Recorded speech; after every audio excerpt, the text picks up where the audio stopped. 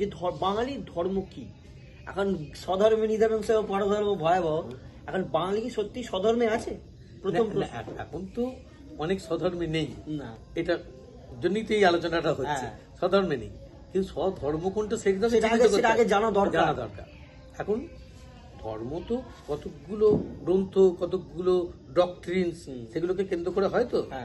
এখন যদি উত্তর ভারতের ক্ষেত্রে বলি, তাহলে দেখবো ওরা বলবো আমাদের বেদ আছে, আমাদের উপনিষদ আছে। ওদের ক্ষেত্রে সাজে, ওরা প্রতিদিন বেদ পাঠ করে। কিন্তু আমাদের চৌহুদ্দির মধ্যে বেদ।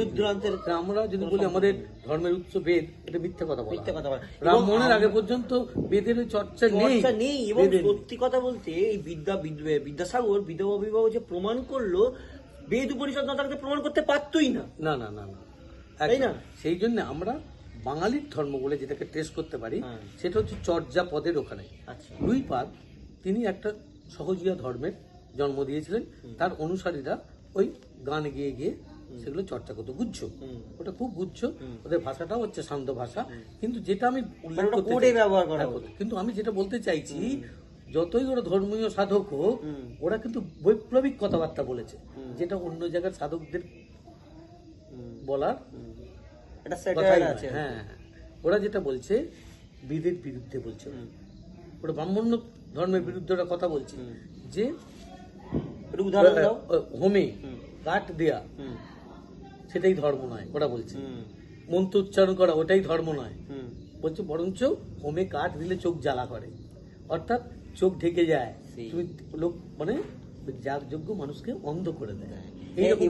এই যে তাহলে এটা কতটা আধুনিক, এই যে আমরা এখন বলি ধর্ম নেশা আফিমের মতো, এটাই ততদিন আগে লুইপাদ বলে দিয়ে গেছে, যে আচ্ছাদনটা দিয়ে রেখেছে যাতে আমাকে না দেখতে পায়। কত বড় আধুনিকতা তখনই ছোঁয়া বলছে। ঠিক আছে, এইবার আমি বলি আমাদের এখন নতুন দিকে আমাদের বাংলার যে ধর্মটা বৈষ্ণব ধর্ম, যেটাকে আমরা চোখের সামনে দেখতে পাই, চৈতন্যকে আবর্তন করে যেটা গড়ে উঠেছিল, চৈতন্য আসার আগেও ছিল। চৈতন্যকে দিয়ে ওটা একটা নতুন পথ পেয়েছিল, কিন্তু ওর যে বৈশিষ্ট্যটা সেটা আমি দেখাতে চাইছি। যে একটা বই আছে, সেটা হচ্ছে মালাধর বসুর লেখা, যেটা বলছে মালাধর বসুর লেখা, শ্রীকৃষ্ণ বিজয়। সেটা হচ্ছে ভাগবতের অনুবাদ। কিন্তু আমি বলতে চাইছি অনুবাদও করেছে যে, সে কিন্তু হুবহু অনুবাদ করেনি, তাকে বঙ্গীয়করণ করে নিয়েছে। সেখানে একটা বর্ণনা আছে, যশোদা যমুনার তীরে কৃষ্ণকে খুঁজতে যাচ্ছে। কোন কৃষ্ণ? বালক কৃষ্ণ, যে খেলা করে বেড়াচ্ছে। এবং সেখানে বলছে যে তার ছাওয়াল, তার বাচ্চা ভাত না খেয়ে খেলা করছে, তাকে ডাকছে। তাহলে ভাত শব্দটা ভগবতে কিন্তু কোথাও ভাত নেই, সেখানে দুধ এসব কথা আছে। তাহলে উনি ঢোকালেন কেন? ওটাকে বঙ্গীয়করণ করে। এই যে বঙ্গীয়করণ বা বাঙালির যে এতটা ব্রডনেস আছে, যে ওটাকে আপন করে নিতে পারে, এটা একটা অ্যাডভান্টেজ। মাটির সঙ্গে মিশিয়ে নিতে পারে, এটা অন্য জায়গার লোক পারবে না। ঠিক একই ভাবে চৈতন্য যে নতুন বৈষ্ণব ধর্মের, বৈষ্ণব ধর্ম তো ছিলই, নতুন কি অ্যাড করলো, ও যমন হরিদাসকে নাম গান করার অধিকার দিল, অকল্পনীয়। যখন হরিদাস যখন মারা যায়, চৈতন্য তাকে তুলে নিয়ে গিয়ে কবর দিয়েছিলেন, তার জন্য অশ্রুপাত করছে। এই যে হরিভক্তি পারায়, শুধু প্রেম হচ্ছে বড় কথা, যে হরি বলবে তারই অধিকার। এবং চন্ডাল যদি হরি বলে, হরিনাম বলে, অনেক ব্রাহ্মণের থেকে শ্রেষ্ঠ হয়ে যাবে। এই যে কথাটা উনি বললেন, এবং যে প্রেমকে কেন্দ্র করে এখনো পর্যন্ত মানুষ ভেসে যাচ্ছে, এই আধুনিকতা, এইটা কিন্তু বাঙালি ছাড়া অন্য কোনো জায়গায় করা যায় না। এবার আমি ওইটাই বলছিলাম তোমাকে, যে ধর্ম বা সংস্কৃতি, ধর্ম সংস্কৃতি খাদ্যাভ্যাস তো পরপর জুড়ে আছে, আমাদের জুড়ে আছে।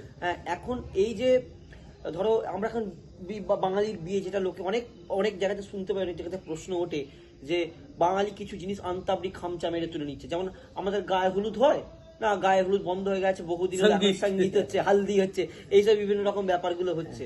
আসলে কি আমি বলছি, হালদি সঙ্গীত হিন্দির যারা করে, ওটা তাদের রুট। ওটা তাদের রুট, সেটা লঘু নয় না, সেটাও তাদের রুট। ওইটা যখন আমি খামচে নিয়ে আসছি, আমি তার সম্বন্ধে জানা দরকার না, আমি তার উৎস জানি না, সেটা আমার জীবনযাপনের সঙ্গে নেই, আমি খামচে তুলে নিয়ে এলাম। ওইটাই হচ্ছে লঘুতা, অর্থাৎ উৎস না জেনে জীবনের যেটা অংশ নয় তাকে তুলে এনে বসিয়ে দেওয়া, বসিয়ে দেয়া। এটাই হচ্ছে লঘুতা। এটা না জানাটা হচ্ছে লঘুতা। উত্তর ভারতের একটা লোকের কাছে যেটা ঐতিহ্যের সৌন্দর্য, এখানে সেটা হচ্ছে লঘুতার অসৌন্দর্য বা কারণ কদর্যতা। আমার তো ওই অ্যাটমসফিয়ার নেই, আমার ওই অ্যাটমসফিয়ার নেই, আমার মাটিতেও ওঠা নেই। মাটিতেও নেই। কারণ তুমি বহুদিন আগে একটা কথা বলেছিলে যে ইংল্যান্ডের বসে একটা কবি লিখছে এরকম ঝর্ণার জল পড়ছে, ঠান্ডা ঠান্ডা ওয়েদার বা আবহাওয়া যাই বলো, কিন্তু আমার তো মেচো নদীর দেশ। হ্যাঁ। আমার ঘরে একটা দিদি আছে যে আমার জন্য অপেক্ষা করছে, যার বিয়ে হয়নি। ও সেই আমার তো আব্দুল মাজিদ দেশ, আব্দুল মাজিদ, তাই না? শহীদি দিদি, শহীদি দিদি আমার বসে রয়েছে। বসে রয়েছে। কারণ ওইভাবে তো আমি আমার ছোটবেলাটা তো ওইভাবে কেটেছে। একদম একদম। ফলে এই আধুনিকতাটা বাঙালির আছে যে ঐতিহ্যের পুনর্নির্মাণ করছে, পুনর্নির্মাণ করতে পারে। মানে বিকৃত এবং সব থেকে বড় কথা কি, আমাদের সংস্কৃতির রোল করছে বিবর্তমান। হ্যাঁ, অন্যদের স্ট্যাটিক। অন্যদের স্ট্যাটিক, এটা ঠিক, অন্যদের স্ট্যাটিক। এইটাই হচ্ছে বাঙালি সংস্কৃতির আধুনিকতা। এটা এটা সত্যি, চিহ্নিত বাঙালি সংস্কৃতির আধুনিকতা। আজকে হ্যাঁ, এবং সত্যি আজ মানে ইউনিক প্রশ্নটা করেছিস। আজকে অন্য আমাদের আলোচনা হয় বেদ উপনিষদ মুক্ত, আজকে আজকে একবারে বাঙালির যে একদম সংস্কৃতি সংস্কৃতি সেটা সেটা নিয়ে একটা বেশ সুন্দর আলোচনা হয়েছে।